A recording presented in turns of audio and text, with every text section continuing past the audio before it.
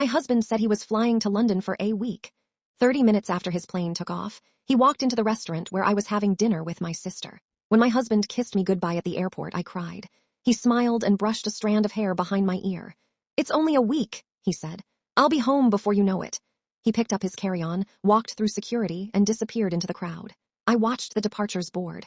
Flight 218 to London boarding. A few minutes later, Flight 218 departed. I drove home feeling lonely already.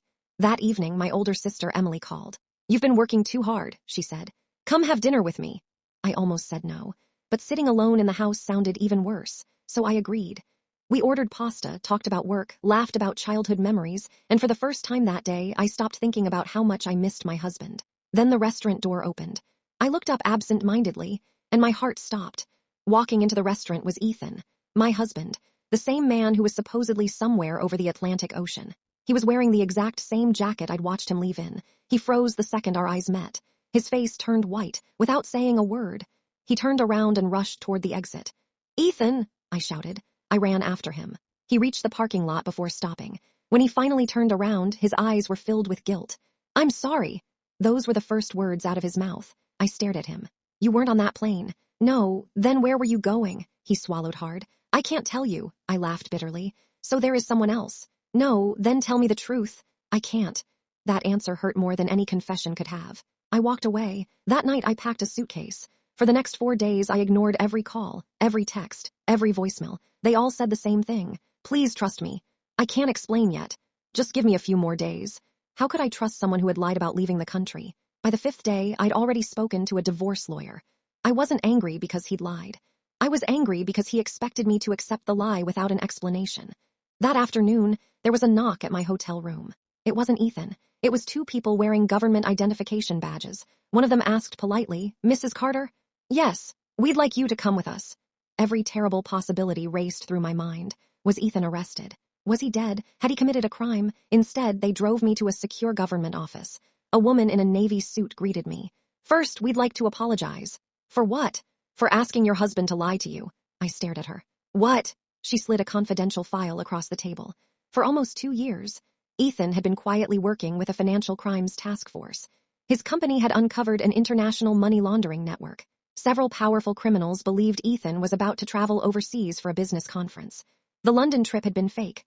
The boarding pass, the luggage, even the flight announcement. Everything was designed to convince the criminals they were watching the wrong destination. The real operation had taken place less than 50 miles from our city. The woman looked at me kindly. "If anyone had known where your husband was really going, the operation could have failed." I whispered. "So, he really couldn't tell me." She nodded. "He specifically asked us not to involve you. He believed the safest wife was the one who genuinely thought he'd lied." That evening, Ethan finally came home. He looked like he hadn't slept in days. "I understand if you hate me.